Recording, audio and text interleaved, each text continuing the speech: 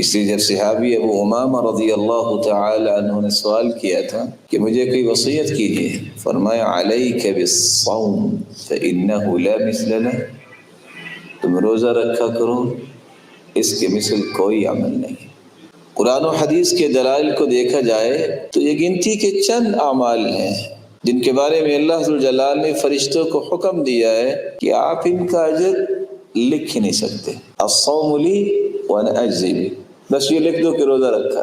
فرشتوں کے پاس کیلکولیشن کا کتنا بڑا نظام ہے، وہ کیلکولیٹ ہی نہیں کر سکتے کہ اللہ ذوالجلال روزے کا اجر کتنا دیں گے۔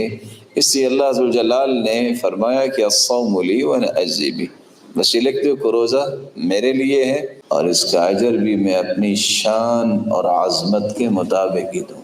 اس کی ایک جھلک حدیث نے بیان کی ہے جو صحیح بخاری اور صحیح مسلم کی روایت ہے، ما من عبد يصوم يوما في سبيل الله إلا بعد الله بذلك اليوم وجهه عن النار 70 خريفا۔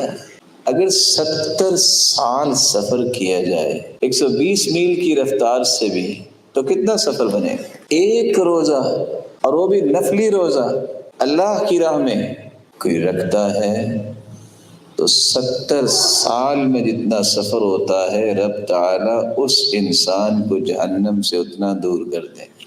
اگر نفلی روزے کی یہ شان ہے جو صحیح بخاری اور مسلم کی روایت بتا رہی ہے تو اللہ جلال نے اس فرض روزے کا انعام کتنا رکھا ہوگا۔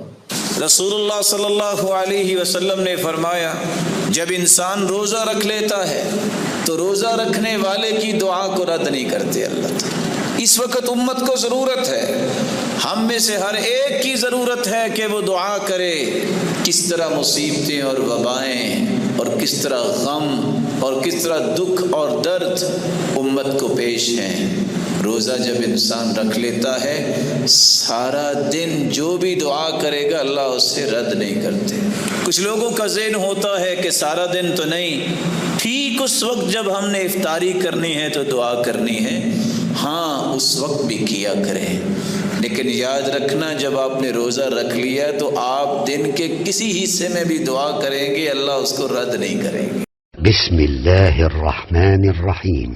الرحمن بسم اللہ الرحمن الرحیم۔ الرحمن بسم اللہ الرحمن الرحیم۔ الرحمن بسم اللہ الرحمن الرحیم۔